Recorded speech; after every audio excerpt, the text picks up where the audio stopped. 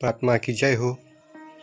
मैं परमात्मा की कृपा से, परमात्मा की असीम कृपा से आप लोगों को आज रहस्यमय कुछ बात बताने जा रहा हूँ जो जीवन में बहुत ही उपयोगी है। सर्वप्रथम मैं कौन हूँ, पहले खुद को जानना है कि मैं कौन हूँ।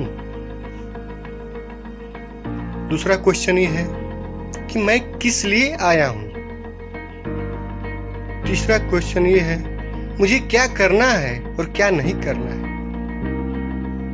मेरे दोस्तों, मेरा पहला क्वेश्चन ये था कि मैं कौन हूं।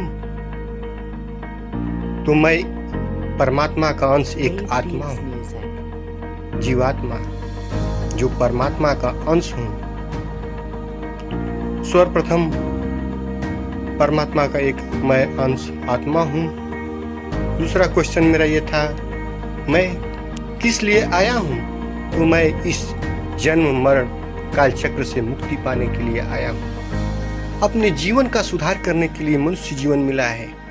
कई योनियों के बाद ये मनुष्य जीवन मिलता है, जिससे मनुष्य अपने अच्छा कर्म करके अपने जीवन को कल्याणमयी बनाता है। इसलिए हमको ये जो मनुष्य जीवन मिला है इसका सदुपयोग करना चाहिए। परमात्मा के प्रति ध्यान होना चाहिए। तन मन धन अर्पण कर परमात्मा का स्मरण करना चाहिए कि मुझे क्या ऐसा करना है जो जीवन सफल हो, जिससे मेरा ये काल चक्र से मुक्ति मिले, जन्म से मुझे मुक्ति मिले। तीसरा क्वेश्चन मेरे दोस्तों ये है कि मुझे क्या करना है और क्या नहीं करना है।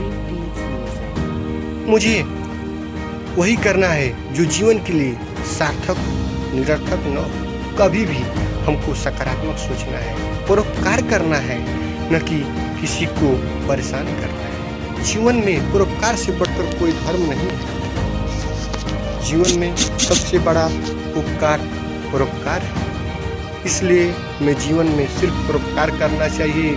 गलत कार्य करने के लिए हमें 1000 बार सोचना चाहिए और अच्छे कर्म के लिए मुझे एक पल भी नहीं सोचना चाहिए। कहा जाता है मेरे दोस्तों कि इस मनुष्य जीवन में यदि आपसे कोई भी परोपकार हो जाए तो आप अवश्य करें, लेकिन ये भी ख्याल करना चाहिए मेरे दोस्तों कि अपने जीवन से किसी को तकलीफ न पहुंचे। ये आपका परम कर्तव्य बनता है। जितना हो सके आप अपने जीवन से लोगों का परोपकार करें। मनुष्य का अंतिम लक्ष्य परमात्मा को पाना। पैसा तो एक संसाधन है, पैसा को लक्ष्य मत बनाइए आप जीवन में कभी भी। तभी आप खुश रह सकते हैं। यदि आप दोस्तों पैसे को लक्ष्य बना लिए तो जीवन आपका निरर्थक हो जाएगा। पैसा एक संसाधन है, न कि संतुष्टि नहीं है। व्यक्ति को अध्यात्म से ही मन को शांति मिलती है, जिससे जीवन आपका कल्याणमयी होगा। अर्थात इस भौतिक संसार से आपको सुख मिलने वाला नहीं है। एक इच्छा मरती है तो एक इच्छा के मरने के पहले ही दूसरी इच्छा पैदा हो जाती है।